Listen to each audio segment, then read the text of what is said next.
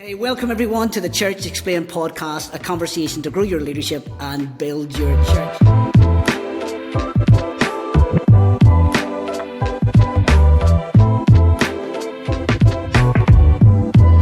Good to have Chad with us today. We're going to say a little bit more about him in a moment, but welcome to the podcast. My name's Dave.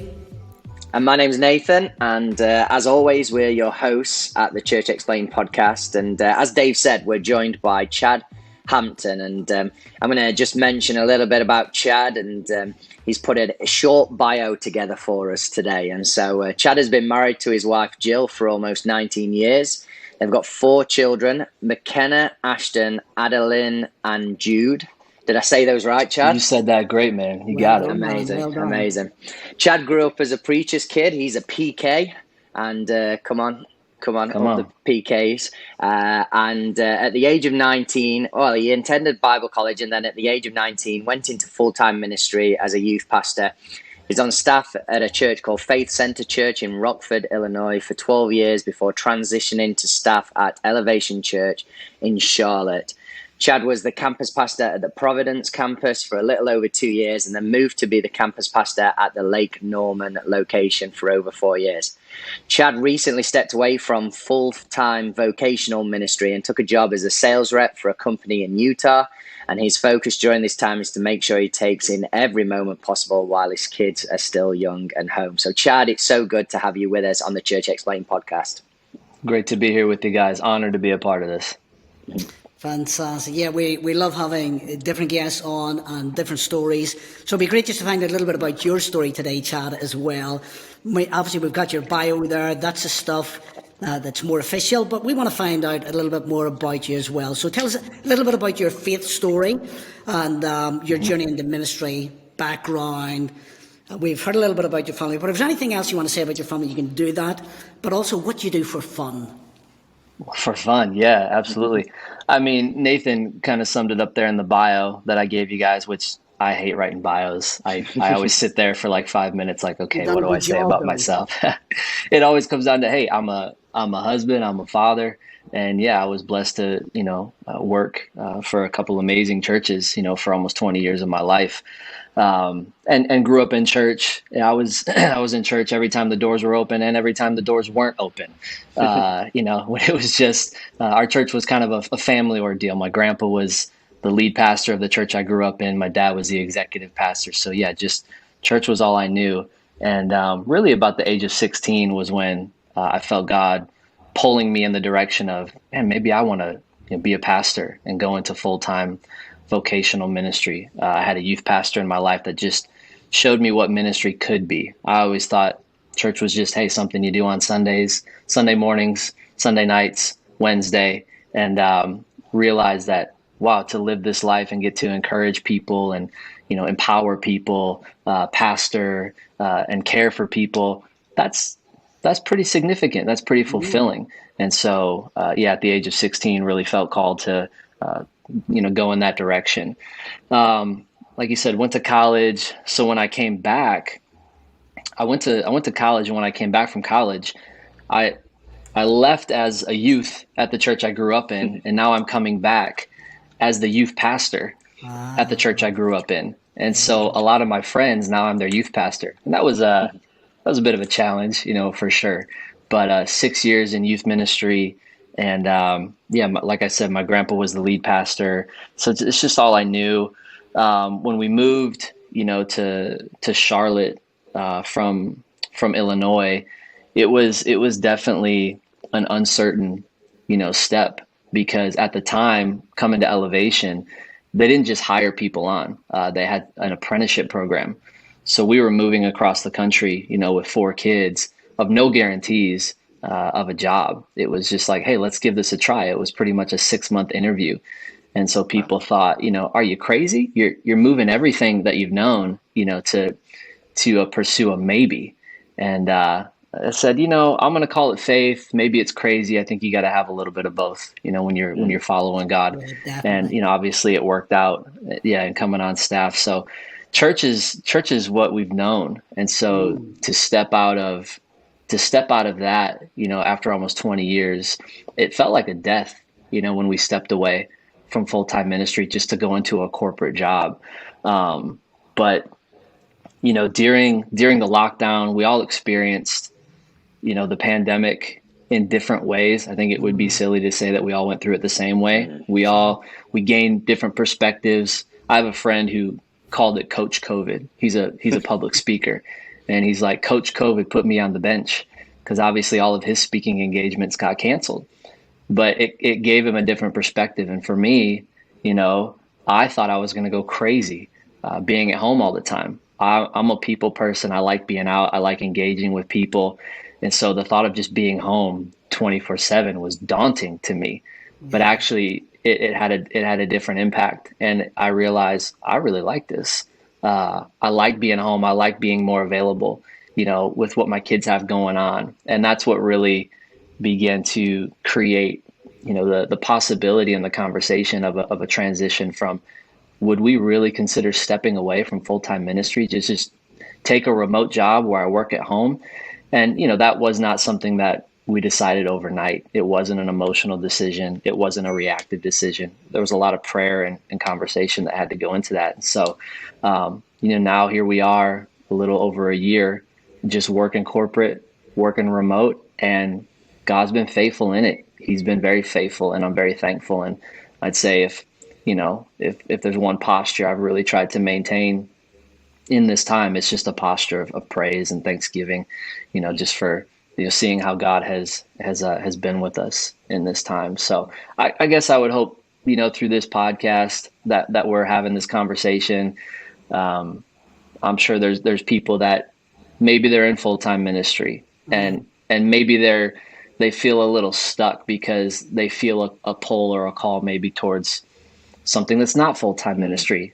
And, I know we're going to talk about it more, but, maybe that this would encourage someone today that just feels a little stuck right now. Yeah, as you say, Chad, we're going to pick that up, and Nathan's got a great question for you in a moment on that. So we don't want to miss the bit in there. What do you do for fun? Because you haven't answered that. Oh, that's right. Yeah, I got so serious. I mean, really right now, what I do for fun is I am completely wrapped up in my kids' lives. Just everything that they have going on. My two boys are really involved with sports. We got football season coming up, not soccer, football season coming up. And so, they're getting ready for that. They're really excited. My youngest daughter, she just started a little business, her and her friend. So, just supporting her in that. My oldest daughter, she's about to be a senior in high school. So she's working, she's driving. So I'm just trying to, make the most of this last year that she's in the house. So I love dating my wife. We prioritize, going on date nights. I'm a big shoe guy. I love sneakers. Okay. I play the drums. I love playing the drums and just love being active. I love sports. We just had a rec center open up by us. So, trying to get over there with the boys. I put a home gym at our house. So I love working out. So try to stay active, try to still live life. But yeah, really fun is just whatever my kids got going on, however I can be there and support them and just be their biggest fan. That's a lot of fun right now. Amazing. You mentioned there that you're into shoes, sneakers. Mm-hmm. What's your favorite at the moment? What would your go-to be? My go-to would be, I have the Jordan 1 court purples. And I'm not typically a purple fan, but just the combination, the way that these colors work together, that's probably my favorite shoe right now. The Jordan 1 court purple. Amazing. No, yeah, I like my shoes. Not got as many as I'd want, but never.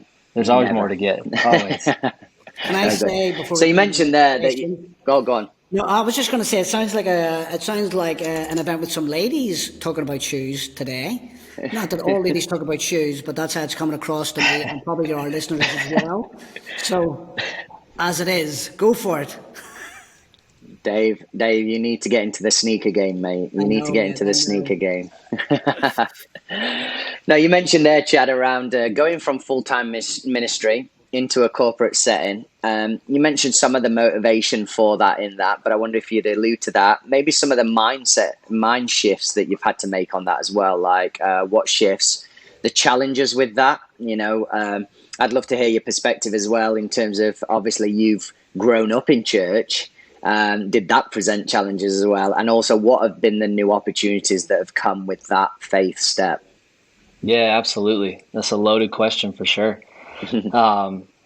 Yeah, growing up in ministry, I mean, it's all we knew. So the consideration of, stepping out of working for a church to just take on a corporate job, I guess there was a concern for me, because it was like, and my wife, because we're going, are we stepping out of our calling? That word calling, I feel like it's been abused so much over the years, especially within maybe a church context, because I've talked to so many people that they work corporate and they feel like the only way I can fulfill my calling is I have to work for a church. I remember talking with an individual. This was right when I got to the Lake Norman campus, and he was just burdened. He was conflicted because he's like, I own this business. It was a very successful business. He's like, but I feel God, pulling me towards helping people and ministering to people. And I feel like I need to apply, for the church.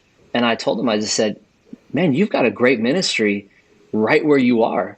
When it comes to your business, you're interacting with people all the time. I even told him, I said, I'm a little envious of you, because you're just every day, you've got people coming into your business and you're just having, conversations, and you never know how God will use that business as a ministry to open a door to encourage somebody, to minister to somebody. So I just challenged him right there. I said, you don't need to work for a church to fulfill your calling. You're living in that calling right now, and God's using your business as a way to fulfill that. So just keep being available, keep being open, keep being present, keep listening to the people when they're coming in, listening for signs and signals where maybe it's a cry for help and you can step in there. And so, I think a lot of people get it backwards. Like, I have to work for a church to fulfill my calling. But I think of the parable of the talents, where it says the master called to his servants. They were called in that moment, to multiply what he had given them. And we were so afraid to step away from full-time ministry, thinking that we would forfeit our calling. And yet I realized I'm looking over the people that God has placed right in front of me, because I think somewhere out there is my calling, and yet right in front of me, my 4 kids. I believe that in this time, this really is who God is calling me to steward well, and multiply this time. In reality, we've got 8 years left before we're empty nesters. That's crazy to think about, because we moved from Illinois to North Carolina 8 years ago. And so, that fear of God, to step away from what, we had done for so long. That's something that we really had to pray about. But when we felt like, we were released and God had said, hey, no matter what you do, as long as your heart is bent towards honoring me and pleasing me, I'm going to bless it. And there's nothing wrong with saying in this time that my calling is to just be a very present father, to be an even more devoted husband. There's nothing wrong with that. And so that was really the mindset shift that we had to it had to take time. Transition is just all about a rhythm. And you've been used to living in one rhythm for so long, and then all of a sudden the rhythm changes, and it takes a little bit, to pick up that new rhythm. And so we knew this is going to be a new rhythm. And like I said earlier, I'm a drummer, so I feel like I can pick up on new rhythms pretty quickly. But when it comes to the rhythm of life, just stepping into that new time of corporate and being home more, when we knew that God was in it, I mean, I was excited about it. It went from kind of fear and wonder and uncertainty to, man, God's in this. And so let's go after this. Let's embrace it. So yeah, I think just the fear of stepping away from calling, but then realizing, we shouldn't define that by one entity. So. You mentioned a phrase there at the end, Chad. I wonder if you could allude to this. Maybe might be helpful for some listeners. You said you knew that God was in it. Like, how did you know? Yeah, I know that's definitely it's a statement I think a lot of people wish they could say, when it comes to where they're at. I don't think we fully know, honestly, because, what's the opposite of faith? The opposite of faith is certainty. And so it wasn't so much stepping into certainty, but it was just knowing that, hey, when it comes to my family, when it comes to my wife and my 4 kids, I don't think anyone can argue that God would be in a decision to say, I want to be much more present and devoted, to being there for my kids, in this time, this short time that I have left. So I guess I knew my heart was right. I was stepping away from a title, a position that was a badge of honor, to say you work at Elevation Church, a very, influential church around the world, to get to be one of the campus pastors, and the town that we're in is a very affluent town. The campus at the time was over 2,500 people on a weekend. So you're around town, people know you, people see you. That felt good.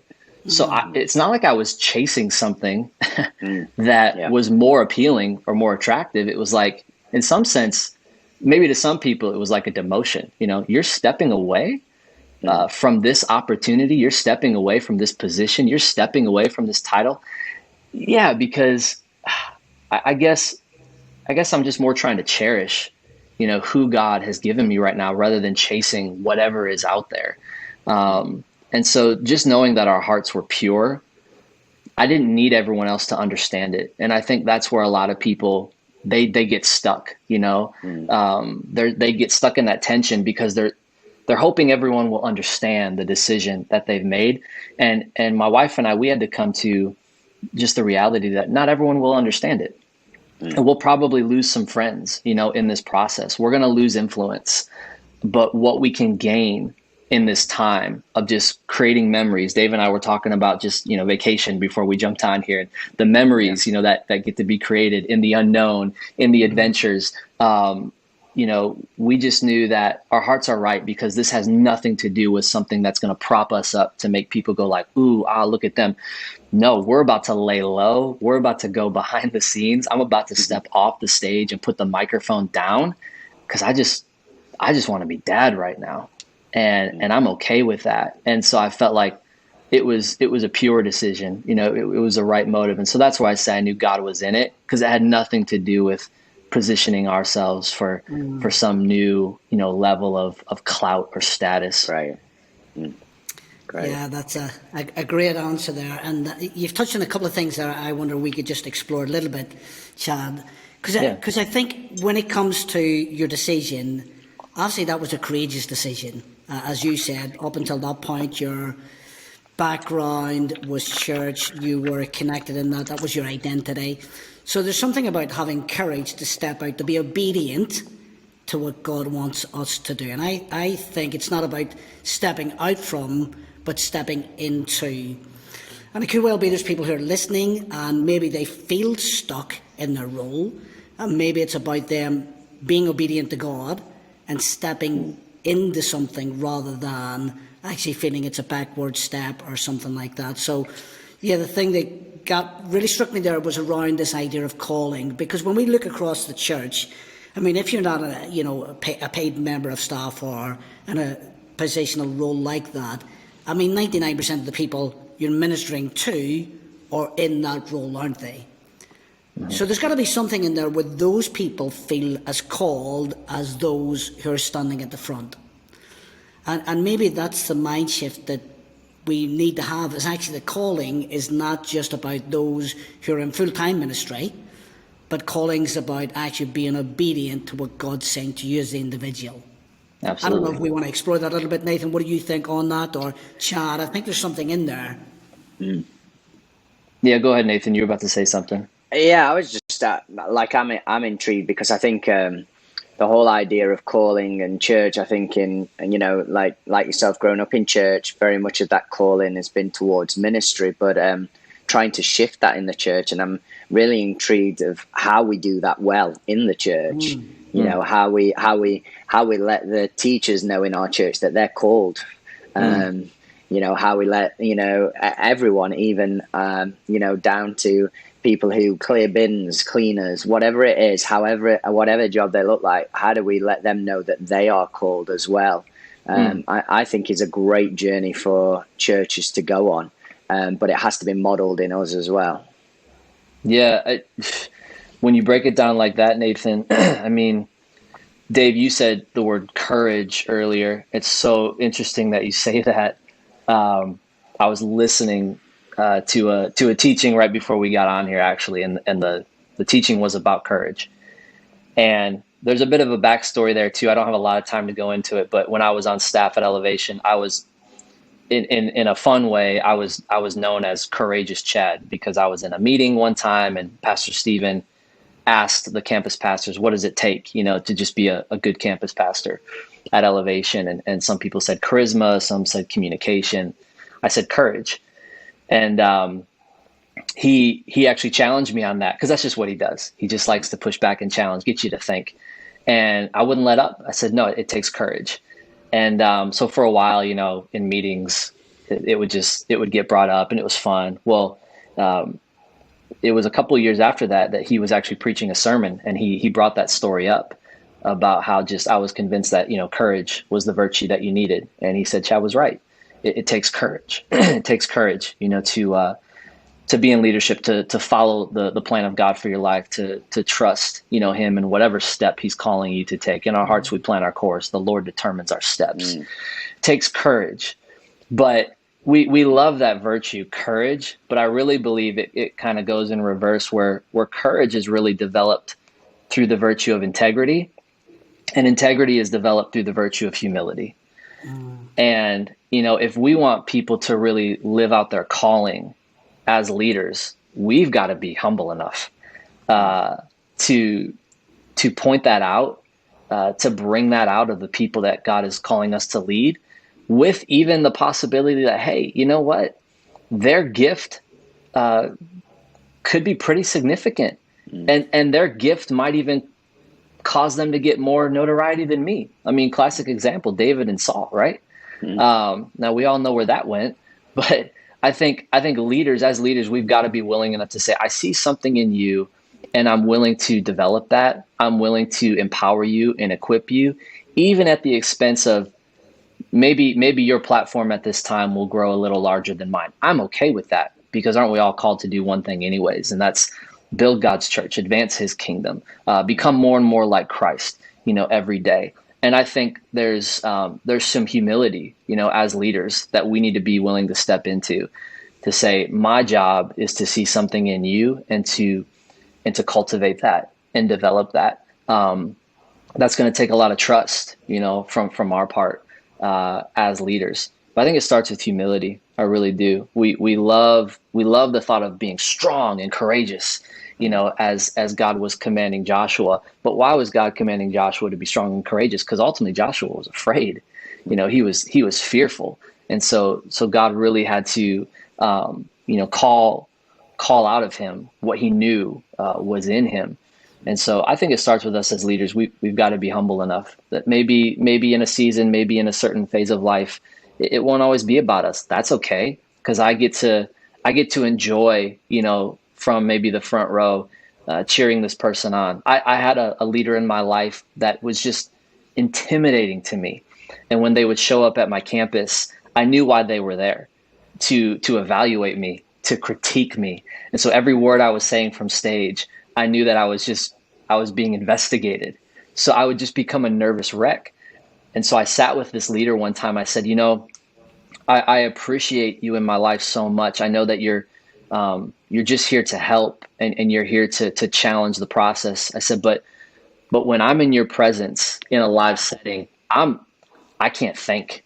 I fall apart, in my head. So I just need you to fake it, while you're with me. Just say an amen or clap or something, just to know that you believe in me, for that time that you're there. And then maybe when we meet afterwards, we can have the conversation of feedback and evaluation.